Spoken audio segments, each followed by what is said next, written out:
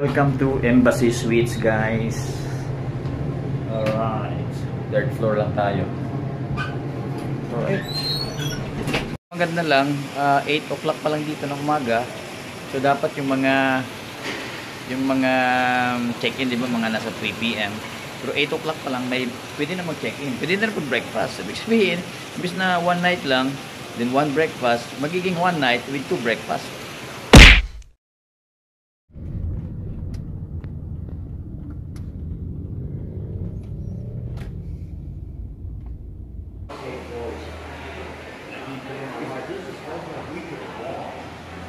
Welcome to Embassy Suites, guys. Alright, third floor lang tayo. Okay. Yes. So 314 tayo. So ito yung view dito, open lahat eh. Tapos yung elevators kitang-kita din. Yan. So breakfast tayo. Maganda lang, 8 o'clock pa lang dito ng umaga. So dapat yung mga check-in, di ba, mga nasa 3 PM. Pero 8 o'clock pa lang pwede na mag-check-in, pwede na rin breakfast. Ibig sabihin, imbis na one night lang, then one breakfast, magiging one night with 2 breakfast. Di ba? Welcome to Embassy Suites here in Fort Lauderdale, Florida, USA. Agad yung room natin, no? Yan, facing tayo dito. Ganda. Mali pala, hindi pala 315, 314 pala. Woo! Yeah. So ito, pagpasok mo, may living room tayo dito. Meron tayong dining set. Meron tayong helicopter dyan. So ganda. Ang ganda ng Embassy Suite na ito. May living room, saka meron pang magandang table dito. Sarap gayahin sa bahay. Di ba? Yan. Saka meron pa ditong wet bar. May mini bar pa dito. Malamang walang laman to. Wala nga. So, coffee machine. Ito, mga complimentary coffee and tea. So ito, room service siguro to, ano ba? And then yan, may safe. Wala na. So ito, lababo. At dyan si Doriel, ayan, walang tulog. Ice bucket dito. So may mga baso din dito. So ito yung room natin. May malaking TV din dun sa may living room. Dito may malaking TV din. Saka meron pa dito nga lababo din. Diba? So, yung furniture niya luma, pero siyempre, napakaganda. Theme nito is dark brown. So, ito yung room natin. King size. Tapos maganda yung lampshades. Kabilaan, ano? Yan. May mga drawers pa. And then, kita natin doon yung ating sarili. Oops. Yung toilet dito. Water closet. Tapos, meron tayong bathtub. Alam siguro na maliit yung pupunta dito, kaya maliit yung bathtub. Saka may complementary din dito ng mga shower gel, conditioner, shampoo. Di ba? Yan. Okay, maganda. May mga towels din. Yan, face towels, hand towels. And then, siyempre, toilet paper. And then, maganda nung ganda nung mirror niya. Ganda, sarap gayahin, ha? Tapos meron akong balcony. Saan bang bukasan ito? So ito yung balcony dito. Yan. Oop. Yan, parang sa bahay lang, ano ka? Oop.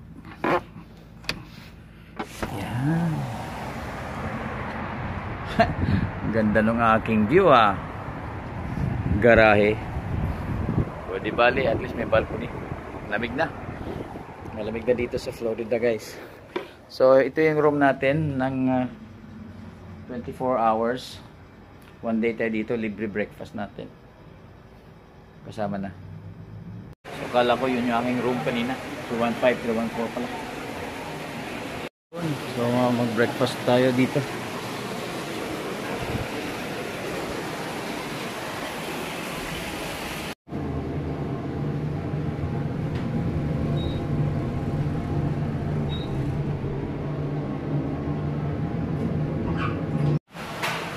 So, ito yung kanilang breakfast area.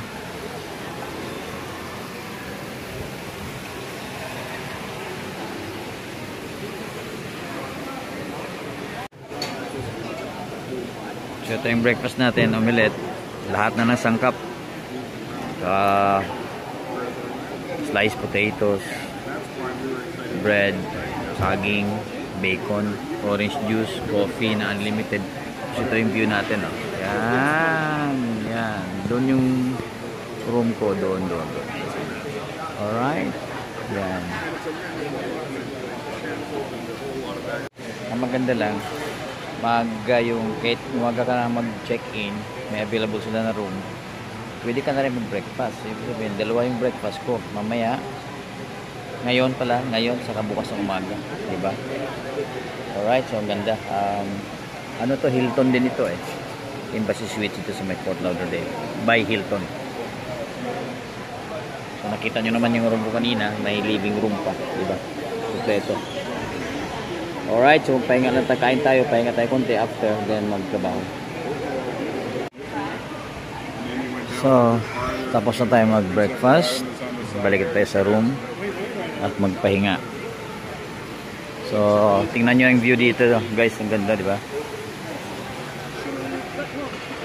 Ayan. Oh, that's not bad. Diba? Ganda, oh.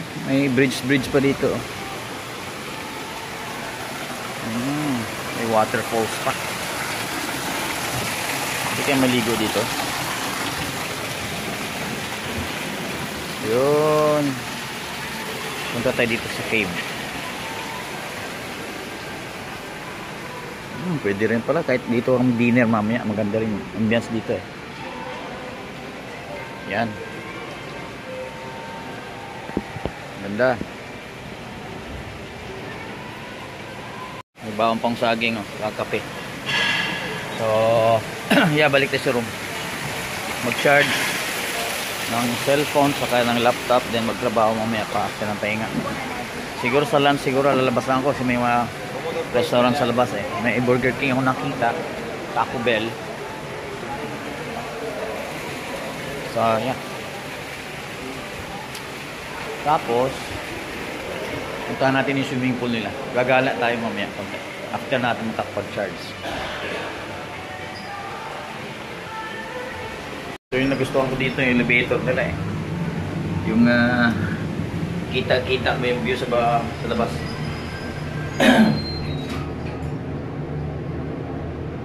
Oh, di ba?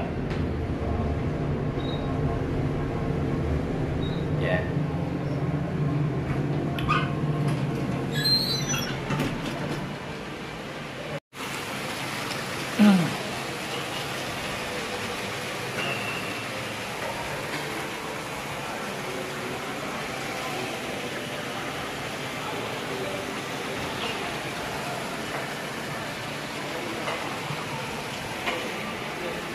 Charge muna tayo. Ganda yung laki ng TV oh. Kasi yung laki ng TV dun sa may Shangri-La. Saka maganda dito, may living room siya. May living room pa. So kung may isang family dito, pwede, maganda. So kan laki din ng halos pareho ng size ng TV dun sa living room. Yun nga lang, talo lang ako dito sa aking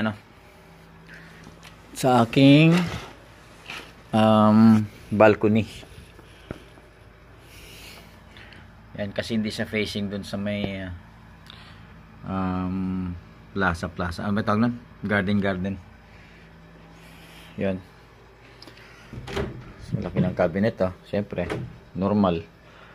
May safe din dito. May plansahan. Saan plansa? Ito. Maganda yung furniture oh. Nakinis sa pagkatirada. Dito, daming space, storage spaces. Di ba? So, kung mga 1 week ka dito, ayos. Medyo malamig Yan, 70. So, meron din akong coffee machine dito. Lagyan ng tubig natin ito mamaya. Alright. So mamaya kakakapilan natin. Nakadalawang, may isang malaking glass ng kape pala. Yan ang design, no? Galing ng Pilipinas to. Hindi naman ng decoration. Napaka-comfortable pa nung kanilang sofa. So maganda. Galing. Di ba?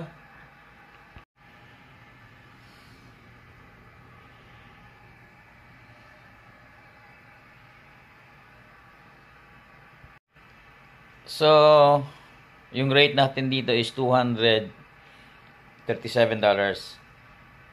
Sabi ko sa inyo, yung rate ng kahit sa abroad ka o di kaya sa Shangri-La ka sa Pilipinas o sa Peninsula, halos pareho lang.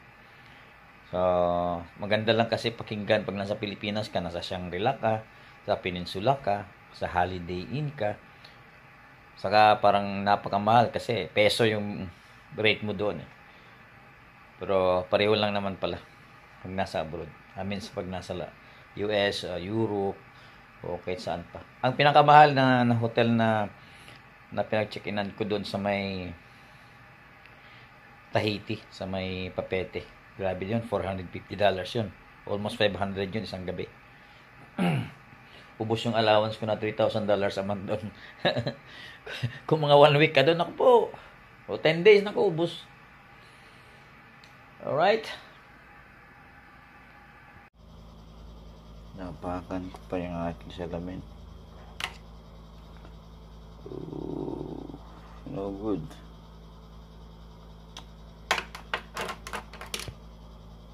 Napakan ko yung aking salamin. Alright. Tahimik na sa baba, no? So punta natin yung swimming pool nila.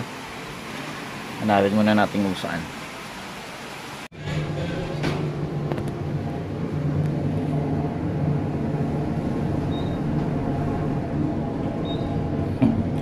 Tuwa talaga ako dito sa elevator na ito. Bilis pa. Alright. So here we go.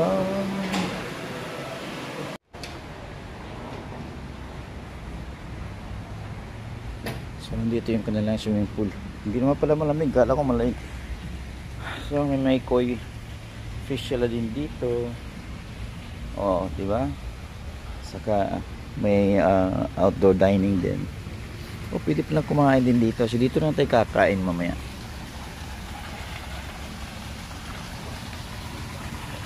Ang isda.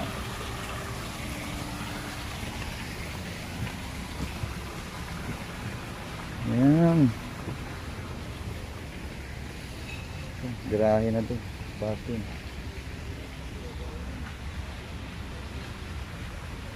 Don't run though. Nice. Nice pool. Wala naliligo.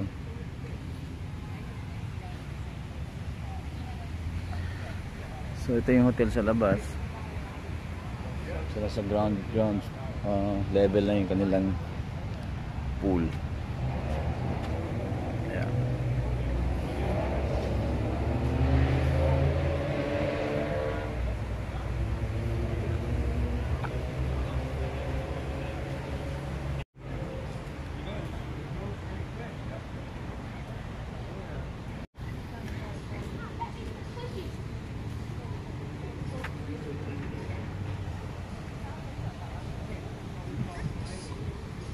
Pero hindi siya ganun ka-impressive kumpara dun sa swimming pool dun sa may Tahiti, sa may Papete. So mamaya maglalakad-lakad muna tayo guys sa labas. Maghahanap ako ng 7-Eleven or ano ba. So ito yung Embassy Suite sa harap. Yan. Alright. So, di ko alam kung saan ako pupunta para bumili. Doon ba? Dito. Dito na lang. Okay, dokie.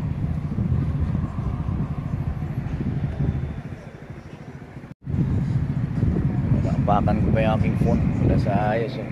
Phone. Aking salamin.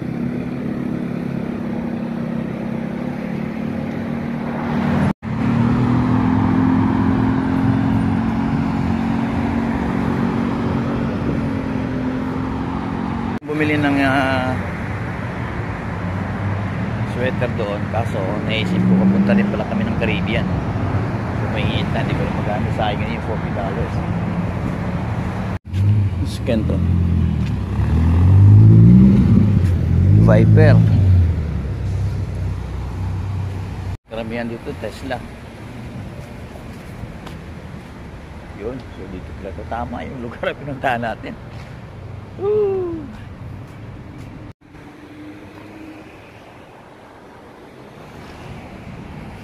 Harbor Shop, Duffy Sports Grill. Okay. 7-Eleven wala.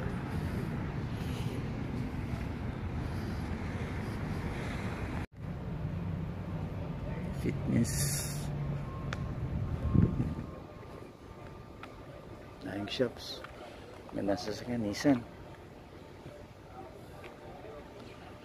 Ikutin natin, baka may makita tayong mini grocery.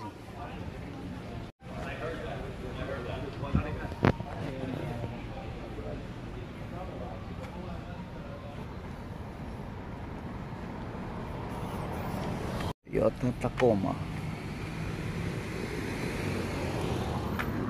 Lexus, Mazda.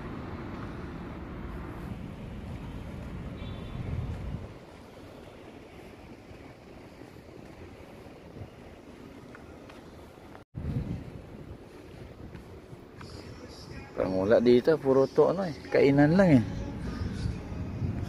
Yan yung hotel oh. Yan. Ito bibili ng pagkain. Ano to?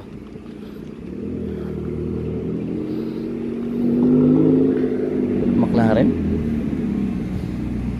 Okay, may supermarket tayo nakita dito sa loob. Very good.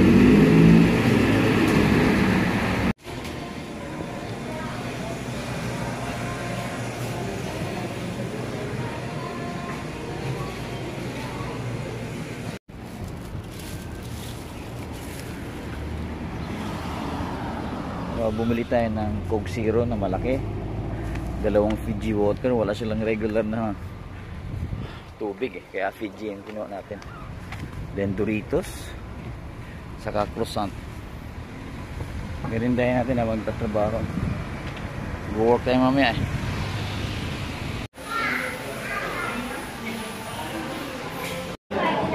So lalabasan na ako kaso medyo malamig. Dito na ako sa kanilang E-Spot Restaurant. Nakikita ko ribeye steak. Tapos na natin magtrabaho. I mean, mag-start natin magtrabaho pero hindi pa tapos. So kain muna. Then patuloy tayo hanggang daling araw.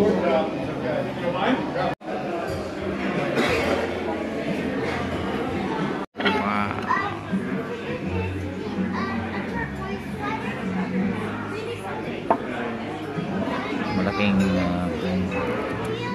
steak, ribeye steak, pero Coke Zero. Lalaki naman cherry tomatoes na with asparagus guys.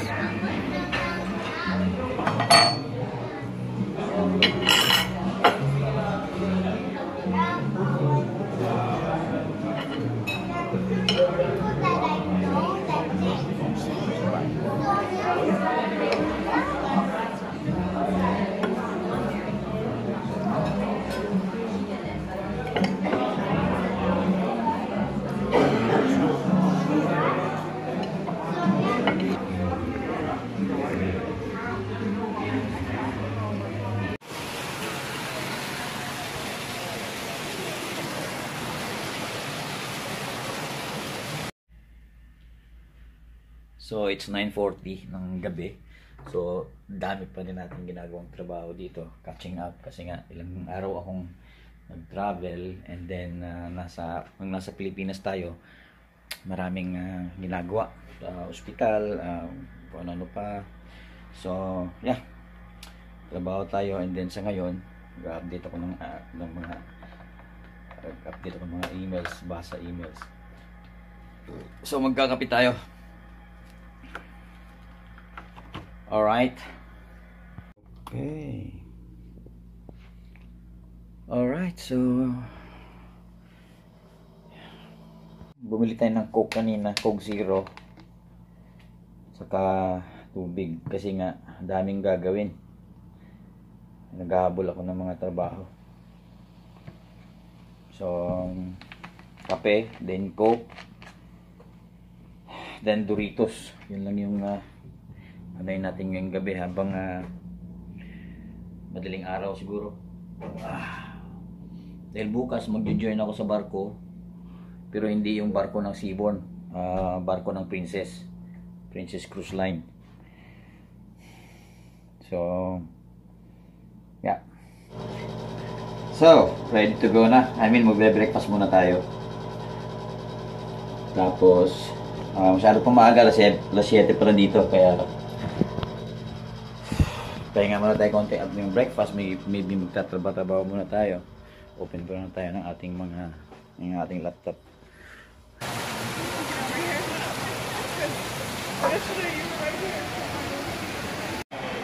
So as usual, omelette ulit yung breakfast natin. Saka may bacon, saka may pancake, saka may French toast. So ito yung view natin dito. Ganda, di ba? So coffee, din orange juice. Then breakfast tayo. Then after this, trabaho. Then balik sa barko. I mean, punta tayo sa ibang barko, Enchanted Princess. So another cup of coffee bago tayo mag-check out. Saka na, kailangan natin mag-jacket. Malamig, saka mahangin, guys. Okay. Yung view ko dito, puno ang kahoy sa harap ng kalsada, Main Street. Pasok tayo sa loob. Lamig eh. So mayang konti pupunta natin yung barko, guys, sa Enchanted Princess. Hindi Seabourn.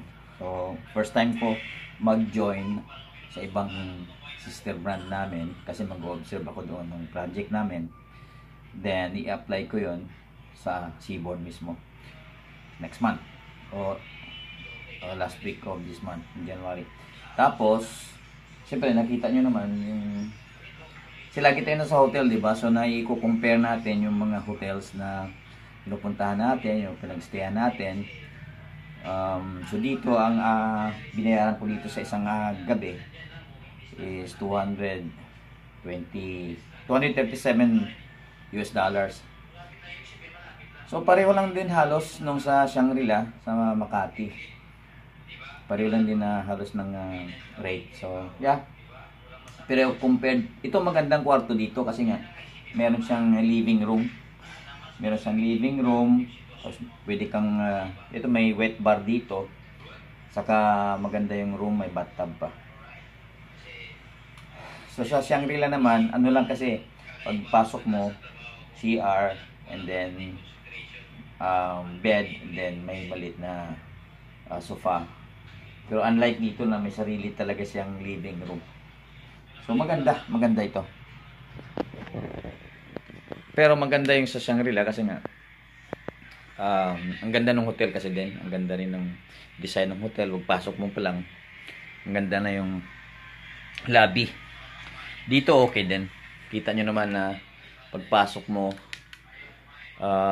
makita mo kagad yung yung buffet area nila. Then may fountain. Tapos yun, makikita mo yung building mismo, yung mga rooms mismo sa gilid, mga terrace na mga rooms. So siyempre continue natin yung pagbablog tungkol sa mga hotels din, sa travels natin, kasi yun naman ang content natin eh. Pag nasa Pilipinas lang, siyempre kung ano lang yung nandun sa ginagawa natin araw-araw, yung content natin. So ready na yung ano natin, luggage. Magcha-charge pa ako kasi meron pa akong 45 minutes bago mag-check out. Okay?